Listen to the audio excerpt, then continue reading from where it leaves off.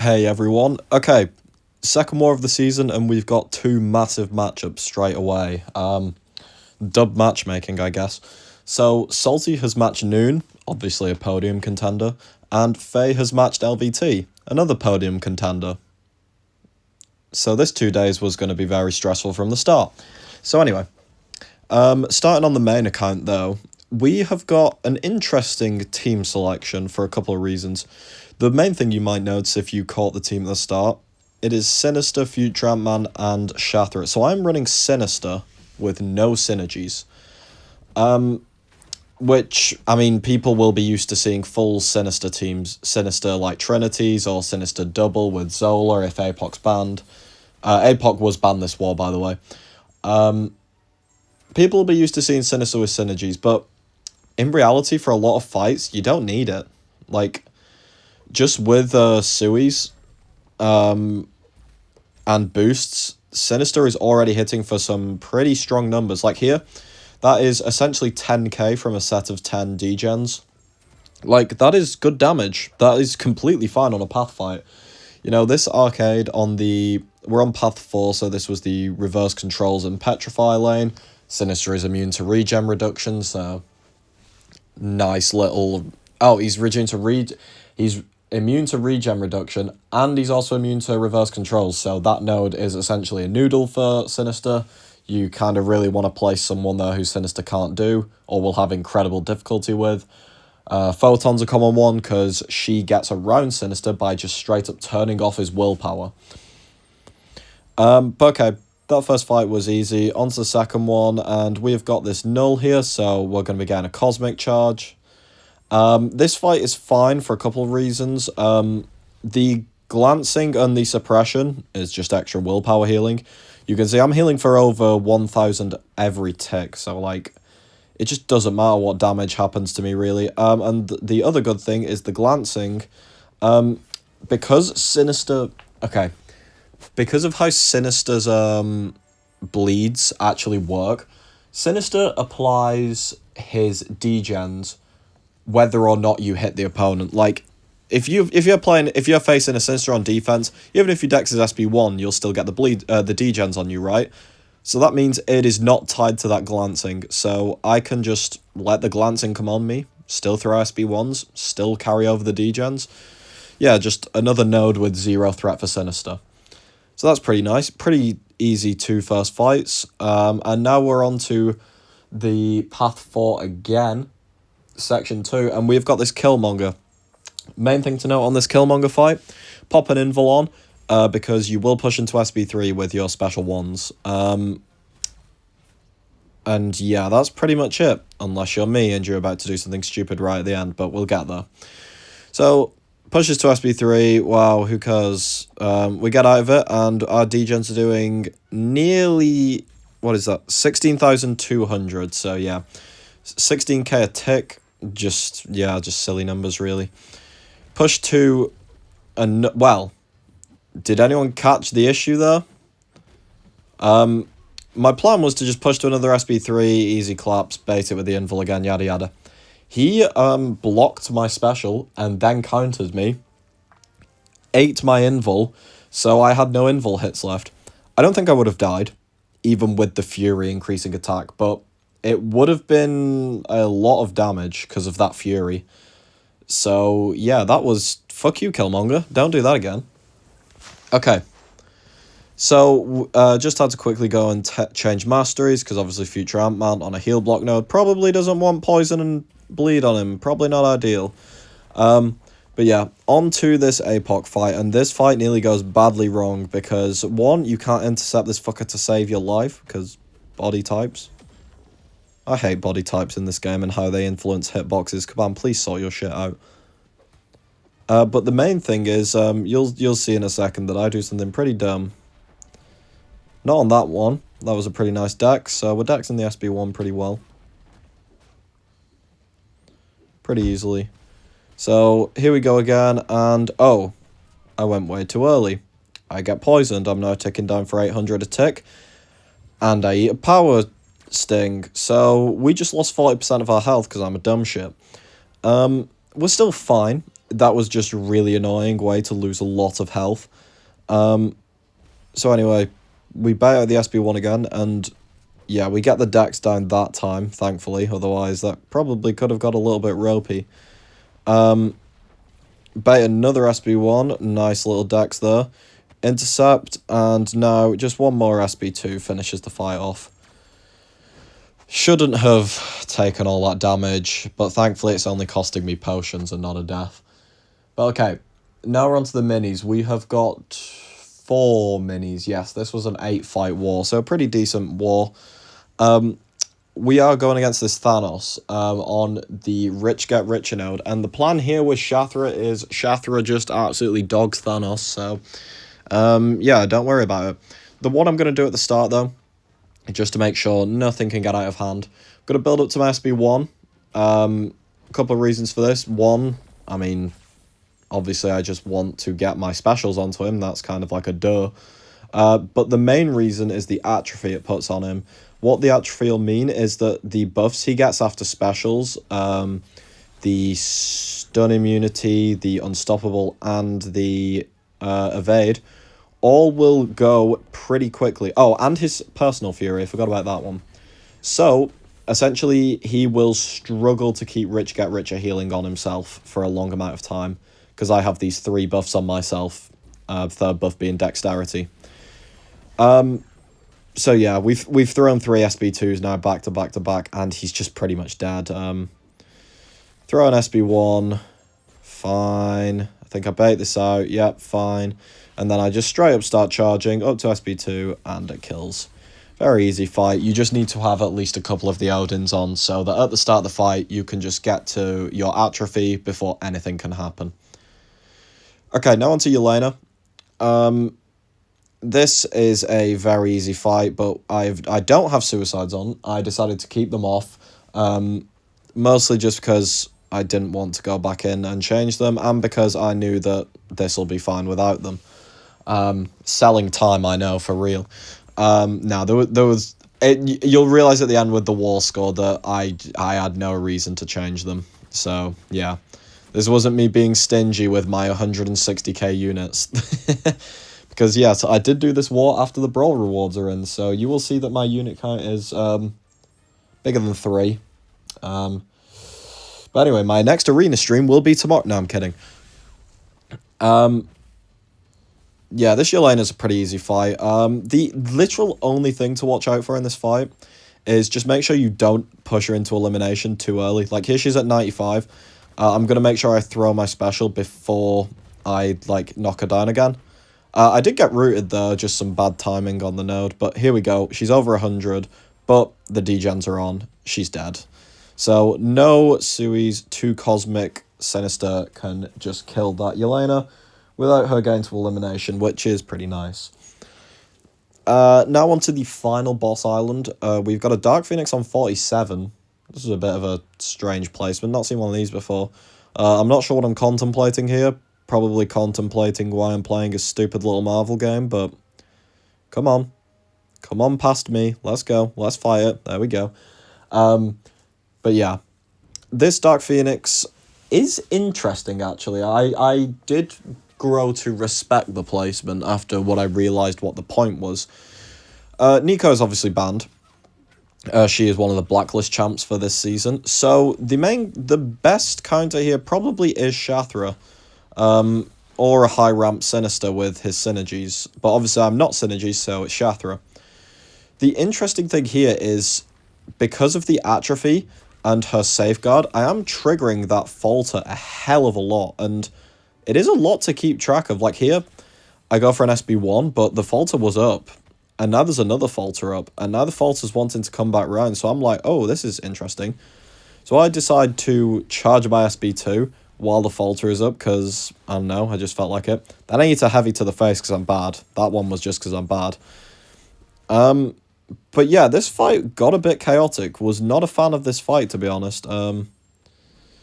But now we are at the end, and because of the atrophy, it finally benefits me and gets rid of the immortality pretty quickly. So I just back-to-back SB1, and the passive wasp damage will just kill her. But yeah, that fight can get very chaotic because of the atrophy. Maybe it might just be best. I mean, Sinister with all his synergies, just send that, but maybe it could genuinely be better to send, like, a fucking chunky Diablo or something, just so that you can better control when her buffs are expiring. But anyway, just send Sinister. So yeah.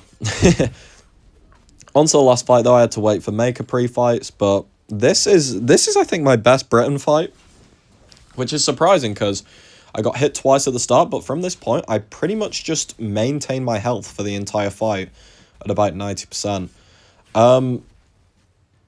Main thing about this fight, I did this a lot last season. The main thing is keep that Maker pre-fight up. You will keep her safeguard turned off. Like you can see in the bottom right, she's got a cooldown on her safeguard trying to come back up, but it'll try and come back up, and then the special power drain will just say no.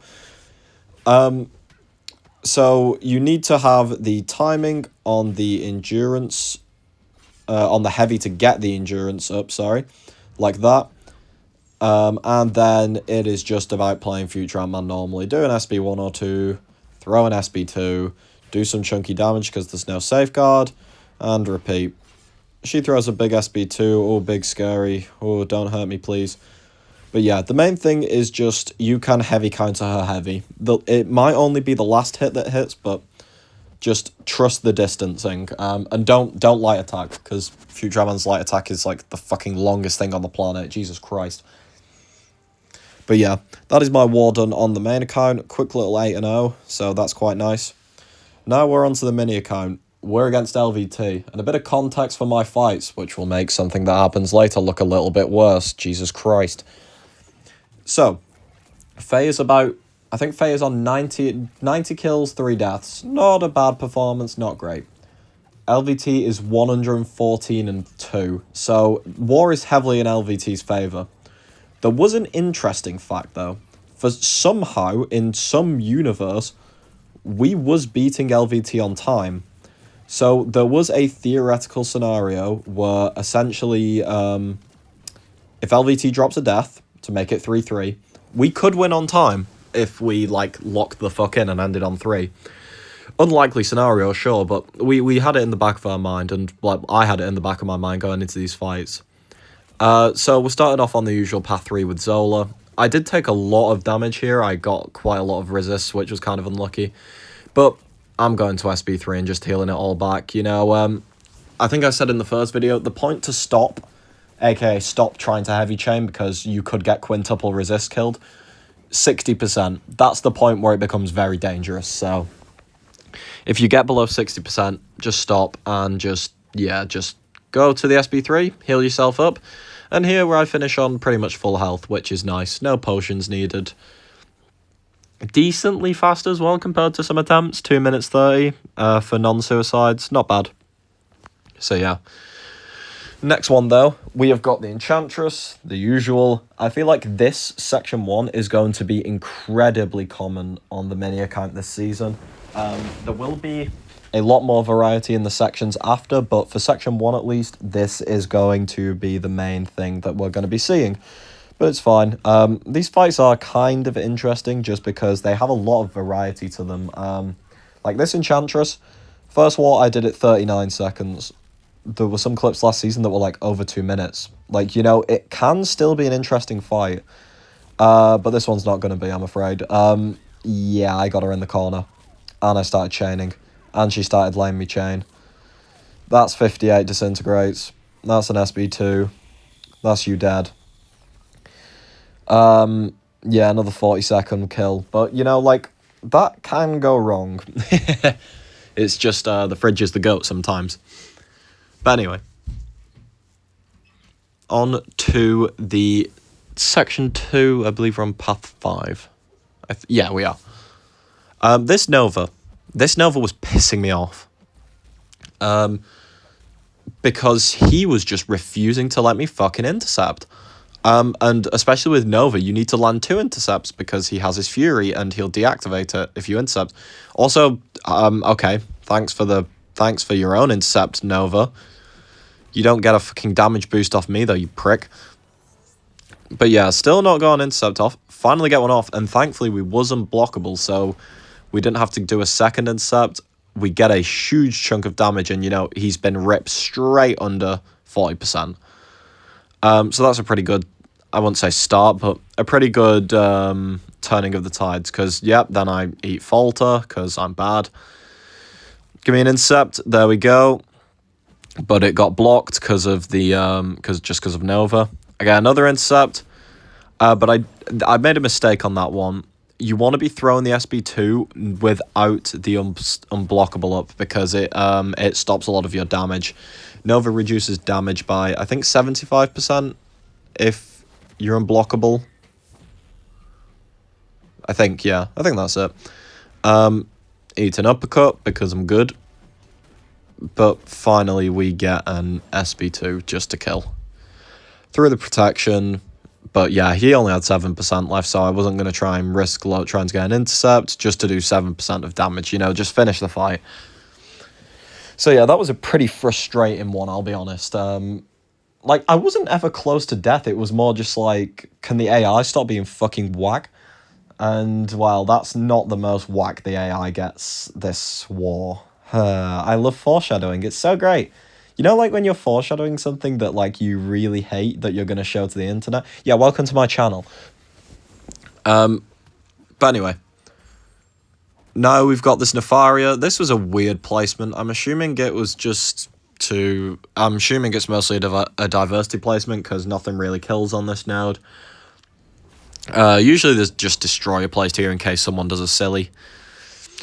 But main thing about this fight is I'm just gonna not let him throw SB1s, just because SB1's kind of annoying, has that annoying dex time, and if I had any of the flux charges on me, he'd start gaining some ionic energy. Thankfully though, he basically never gets anything on me because of the cleanse charges being OP. I push him back to SB2, bait this out, and we're going to try and get an intercept, and then just wipe him off the map. So yeah, full combo into the SB2, and he's dead. Very easy fight. Like I said, just a diversity placement, really. So yeah, pretty easy, and a pretty quick fight as well, because, you know, we do have that time advantage, but obviously we want to keep that time advantage. So now we're on to Wolf versus the Rich Get Rich and Nico. We fought this once or twice last season. Maybe it was 3 times total. This fight I actually really like. Just because it shows that you can create some very abstract counters purely from just abusing the champion placed. Because the main thing I'm doing, what a lot of people use on this node is they just try and dex to get rich, and mess around with that. But obviously dex will go away every time you hit the opponent. Nico is giving me penance buffs, so as long as I don't let her SB2, I will have these permanent buffs that give me rich get richer, because Nico has no buffs herself. And essentially what this means is I can just start wrapping SB2s after SB2s after SB2s, push it to 3 bars of power. I've got an invul on, so just eat the damage. Well, eat 0 damage. And then basically just reset. She does have Rich Get Richer for a very small period of time here, but I don't really care, because 1, I can just hold block, and 2, when they expire, I get a load of MD power. So, yeah, very easy. But now I just full combo. I had the Relic ready, I had another combo ready, I had the SB2 ready, and then I would have just eaten another SB3 for invul. So yeah, but now, who wants to see a funny? Shang versus Spider-Woman. A tale as told as time. Nice one. A tale as old as time on this channel. So we start off, completely according to plan. Up to 2 bars she goes. She throws it straight away, and I'm like, okay, cool, very nice. So what I do again, I just refresh that slow, drop a heavy, and she throws it again. Very nice. I then also drop my SB2, so I don't get fumbled. Very nice start overall. Then I get an intercept, 5 combo, do a combo, and then what the fuck is that? So, the fight was under control. I'm asking her to throw her SB2, which she's refusing to. And then she walks up, and before a human can even react, because that is what we found out about those walk-up light attacks, you just can't react in time.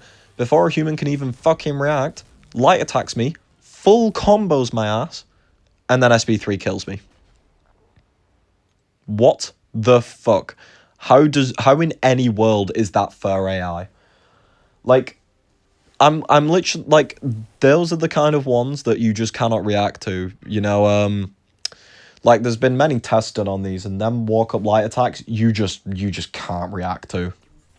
Because obviously the AI can have perfect timing if it wants, and obviously an AI has a better reaction time than a fucking random British guy. So yeah, we drop to death. Our Deathless is already gone in War 2. Which is, well, one, fucking sucks, but on the bigger note, it also means that LVT can essentially fucking breathe at this point because, well, they can drop a death even if they're down on time, which is kind of stinky. But yeah, we go back in and finish the fight off, obviously. But yeah, that's very ass way to die and essentially feed LVT a lot of breathing room. So on to this last fight now. I was pretty deflated, but I had one more fight left. It was this Void on 43. Strategy for this fight, 3 combo, heavy, repeat, SB2. Yeah. So yeah, that's the main thing about this. You just need to keep cleansing to make sure that there is pretty much nothing on you at all times. If you have one debuff on you, fine, sure, can deal with that. But if it gets like 2+, then it's starting to get a bit angry. But yeah, 3 combo again. I decided to use my Relic. Waiting out that SB2. And then I throw my SB2. I have 2 separate debuffs on me here, which isn't great, but